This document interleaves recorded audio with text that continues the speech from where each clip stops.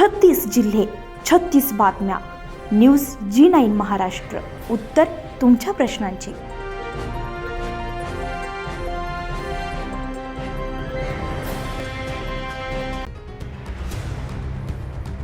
दिल्ली येथील संसदेवर कॉक्रोच जनता पार्टीसोबत विविध पक्ष आणि संघटनांचा प्रचंड मोर्चा आज 20 जुलै रोजी केला असून सरकारनं विद्यार्थ्यांवर लाठीचार्ज केलाय.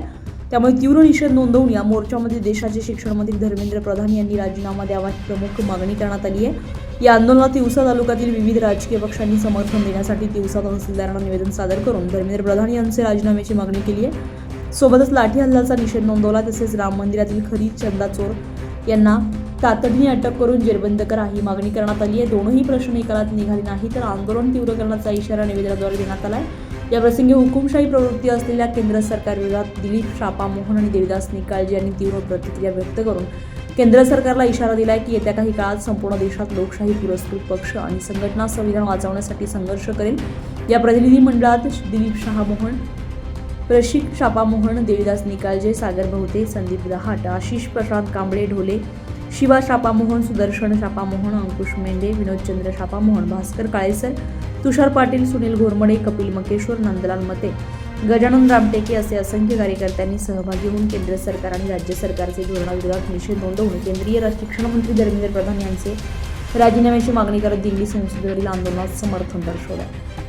21 दिवसापासून या देशातले जे शिक्षण मंत्री आहे त्याचा राजीनामा व्हावा म्हणून हजारो लोकांचा या ठिकाणी या शिक्षण मंत्र्याचा राजीनामा व्हावा म्हणून तिथं धरणं प्रदर्शन चालू आहे. आज मोठा संपूर्ण पक्षाच्या वतीनं त्या ठिकाणी आंदोलन आहे. संपूर्ण देशातले विद्यार्थी त्या ठिकाणी आलेले आहेत.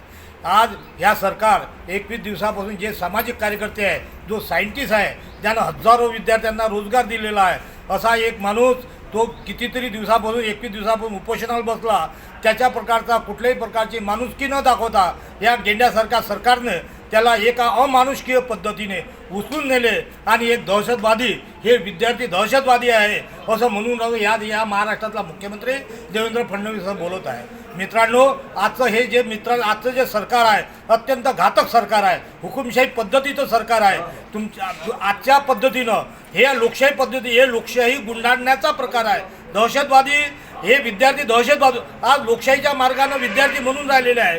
हे 21 वेळा जर पेपर फुटून राहिले, हे नीटचे पेपर जर फुटून राहिले, याची जर लोकशाही मार्गाने जर आपण मागणी करून राहिलो, याच्यात अयोग्य काय आहे? परंतु आम्ही लोकशाही मार्गाने मागणी करत असताना या देशातलं सरकार अशा पद्धतीनं आम्हाला जे आंदोलन चिडकून टाकण्याचा प्रकार चालू आहे. मित्रांनो, हे अत्यंत घातक प्रकार आहे.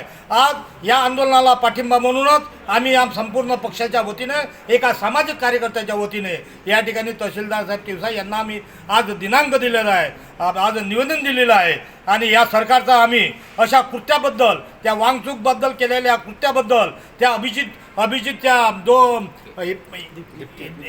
त्यांना मारहाण केल्याबद्दल आम्ही त्यांचा निषेध करतो आणि या सरकारचा सुद्धा निषेध करतो. आणि आता जे भावनेच्या अभावी राम मंदिराच्या नावानं या देशातलं सरकार आलं, जे आम्ही भावनेच्या अभावी आम्ही तिथं दान देतो, ते दान या चोराईनं लुटून नेलेलं आहे, चोरी केलेली आहे. म्हणून अशा चोराईला कुठेतरी सजा झाली फाशी झाली पाहिजे आणि एक चौकशी झाली, ही सुद्धा मागणी आहे. म्हणून राम मंदिर को चोरों को जूतो मारो को सालो को अशी सुद्धा आमची मागणी आहे.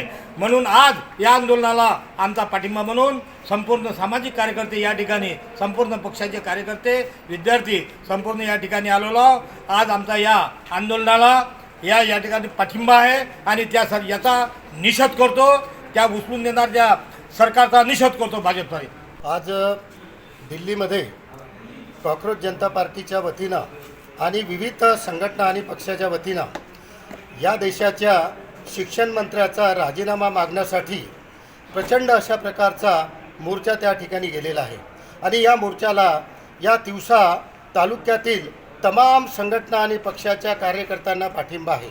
कारण आज महाराष्ट्राचं सरकार आणि देशाचं सरकार या देशामध्ये ज्या डॉक्टर बाबासाहेब आंबेडकरांनी हे संविधान दिलं, ते संविधान निस्तानाभूत करण्याचं कटकारस्थान करत आहे आणि हा देश हुकुमशाही पद्धतीनं चालवण्याचं षडयंत्र या देशामध्ये या सरकारचं आहे. म्हणून हे मोडून काढण्यासाठी या देशामध्ये लोकशाही नांदावी यासाठी हा संपूर्ण देश या सरकारच्या विरोधामध्ये आज आवाज उचलत आहे. आज आमच्या विद्यार्थ्यांना प्रचंड प्रमाणात या ठिकाणी नीटच्या परीक्षाचा पेपर फुटल्यानंतर गरीब पोरांचं नुकसान झालेलं आहे. MPSC UPSC परीक्षेचा निकाल हे लावत नाही आणि या देशातल्या तरुणांना प्रचंड प्रमाणात बेरोजगारीमध्ये खाईमध्ये धकावण्याचं काम हे करत आहे.